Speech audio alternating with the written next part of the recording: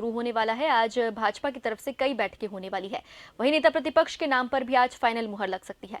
तो इसी खबर पर अधिक जानकारी के लिए भाजपा मुख्यालय से लाइव जुड़ चुके हैं हमारे संवाददाता अनिल सैन। अनिल, आज मिशन 2023 को लेकर जो भाजपा मुख्यालय है वहां पर कई बैठकें होने वाली है। मैराथन बैठकों का दौर शुरू होने वाला है। क्या कुछ लगता है आज बैठकों में क्या कुछ निर्णय लिया जा सकता है?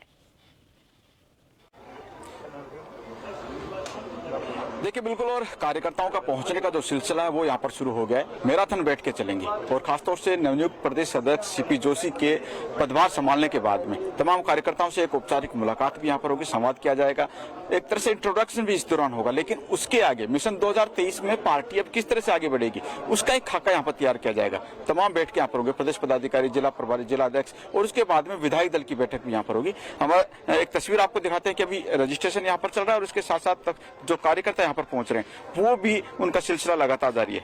मदन राठौड़ जी हमारे साथ में। मदन जी, 2023 का मिशन है, लगता है बीजेपी के लिए चुनौती ये रहेगा और उसी का खाका यहाँ से तैयार है? निश्चित रूप से हमने इसको चुनौती के रूप में स्वीकार किया है।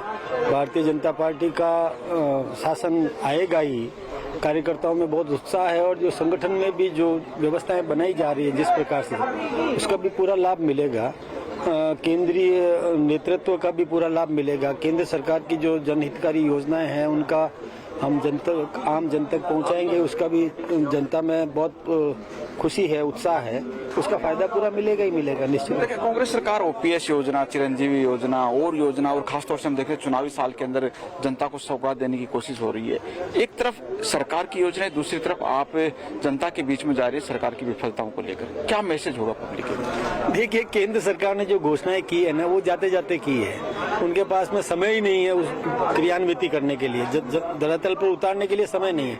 रेवड़ियां बांट रहे हैं और मैं सोचता हूँ रेवड़ी कल्चर अब जनता को पसंद नहीं है। जनता ये सोचती है कि ये केवल कपोल कल्पित बातें कर रहे हैं, देने के लिए कुछ भी नहीं है। जो कुछ भी भुगतना है आने वाली सरकार को भुगतना है। अभी इन्होंने जो जिले घोषित किए हैं तो उसके लिए जो व्यवस्थाएं करना, ये सब नई सरकार जो आएगी उसी को करना पड़ेगा। ये तो अभी गजट नोटिफिकेशन भी नहीं हुआ है। अब गजट नोटिफिकेशन होगा, फिर एरिया का जो कुछ भी क्षेत्र बांटेंगे करेंगे तो उसमें भी इतना समय लग जाएगा कि इनको करने के लिए कुछ भी नहीं है। इन्होंने जो घोषणाएं की है कि ओपीएस के लिए पैसा कहाँ है, कहाँ से पैसा मिलेगा?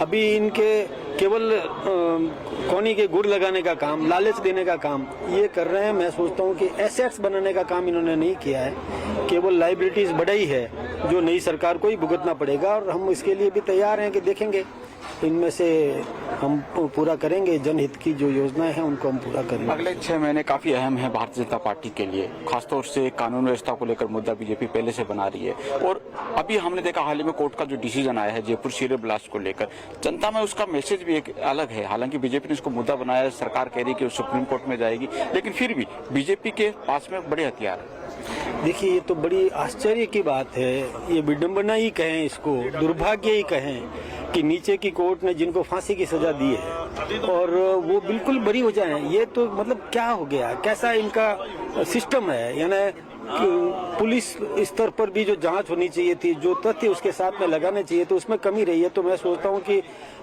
अब उनके खिलाफ में कार्रवाई निश्चित रूप से होना चाहिए, जिन्होंने अन्वेषण किया है, जिन्होंने जांच की है और जो कोर्ट में पैरवी नहीं करे। अब इनका एडिशनल एडवोकेट जनरल उस समय पर पेशियों पर नहीं जाए, इससे ज्यादा दुर्भाग्य की बात क्या होती है? मैं सोचता हूँ इसमें कहीं न कहीं मैच फिक्सिंग का मामला भी हो सकता है, ये तुष्टीकरण की नीति भी हो सकती है। बहुत गलत बात है जब इतने ब्लास्ट हुए, इतने लोग मरे और उसके बावजूद भी कोई निर्दोष मतलब बरी हो जाए, ये इससे ज्यादा दुर्भाग्यपूर्ण बात है। आखिरी सवाल आपसे, कांग्रेस लगातार कहती है भाजपा में कई सीएम के फेस हैं, गुटबाजी है, क्या ये तमाम जो चीजें हैं बीजेपी की गुटबाजी अंतरकलह दूर है और एक साथ एक मंच पर आके चुनाव लड़ा जाएगा? क्योंकि हमने देखा कि प्रदेश नेतृत्व का फेस भी बदला गया है। देखिए, कांग्रेस दोहरी बात करती है। एक तरफ तो कहती है कि इनके पास तो केवल मोदी मोदी मोदी है और कोई नेता है नहीं, और जब हमने नेतृत्व विकसित किया तो हमारा तो ये खुशी की बात है ना, हमारी एसेट्स है, वो हमारी धरोहर है कि हमारे पास में बहुत योग्य नेता हैं जिनको कहीं किसी को भी और पार्टी भेज दे तो वो सक्षम नेतृत्व दे सकता है।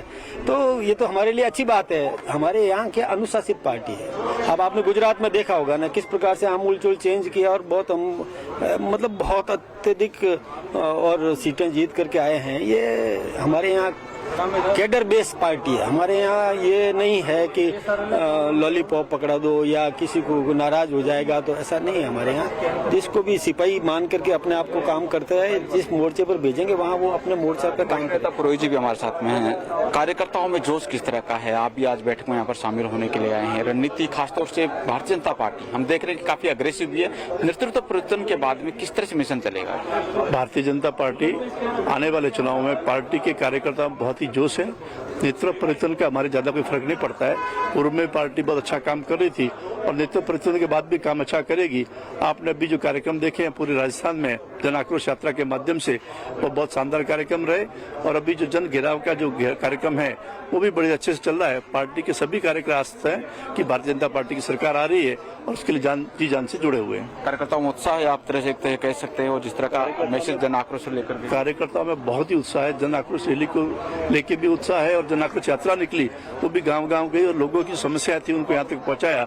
और कार्यकर्ता बहुत ही चार्ज है पूरा और चुनाव के लिए तैयार है। बिल्कुल, ये बीजेपी के कार्यकर्ता थे जो कि बता रहे थे कि किस तरह से उत्साह भारतीय जनता पार्टी के कार्यकर्ताओं में है। और आज की जो मैराथन बैठक, क्योंकि एक रणनीति यहाँ से तय की जाएगी, कई इश्यूज हैं जिनको आज सोल्व यहाँ पर किया जाएगा। खास तौर से नेता प्रतिपक्ष का जो चेहरा माना जा रहा है कि राजेंद्र राठौड़ यहाँ पर शायद लगभग उनका नाम तय है और उसके साथ साथ उपनेता के नाम पर भी यहाँ पर घोषणा की जाएगी। विधायी दल की बैठक दोपहर 3 बजे रखी गई है और उसके बाद में कोर ग्रुप की बैठक, यानी वो क्रीम जो भारतीय जनता पार्टी प्रदेश नेतृत्व की है उनके साथ में एक संवाद का कार्यक्रम यहाँ पर होगा और फिर पार्टी आगे बढ़ेगी। क्योंकि नेतृत्व परिवर्तन यहाँ पर किया गया है, सीपी जोशी को कमान सौंपी गई है। तब राजस्थान भाजपा जो है वो किस तरह से आगे बढ़ेगी मिशन 2023 को लेकर, और उसके बाद में मिशन 2024 का भी एक बड़ा लक्ष्य भारतीय जनता पार्टी के सामने है। तो ऐसे में कार्यकर्ताओं को बूस्टअप करना, कार्यकर्ताओं को मंत्र देना और कार्यकर्ताओं के साथ में किस तरह का मैसेज हो सकता है उसको यहाँ पर देने की कोशिश भारतीय जनता पार्टी की होगी। और उसी को लेकर ये मैराथन बैठ के आप भारतीय जनता पार्टी मुख्यालय में यहाँ पर आयोजित होने वाली तमाम जो कार्यकर्ता है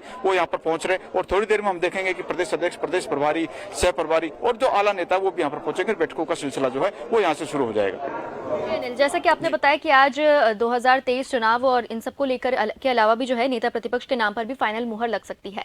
तो सीपी जोशी के प्रदेश अध्यक्ष बनने के बाद ऐसा लग रहा था कि डॉक्टर सतीश पूनिया को ये पद संभालने के लिए दिया जा सकता है, लेकिन अब बात सामने आ रही है कि राजेंद्र राठौड़ का जो नाम है वो फाइनल रखा जा रहा है और उनको ये पद दिया जा सकता है। तो कैसे ये जो सिचुएशन है ये चेंज हो रही है और सतीश पूनिया को अब क्या पद मिल सकता है, इस पर कुछ बात सामने आ रही है?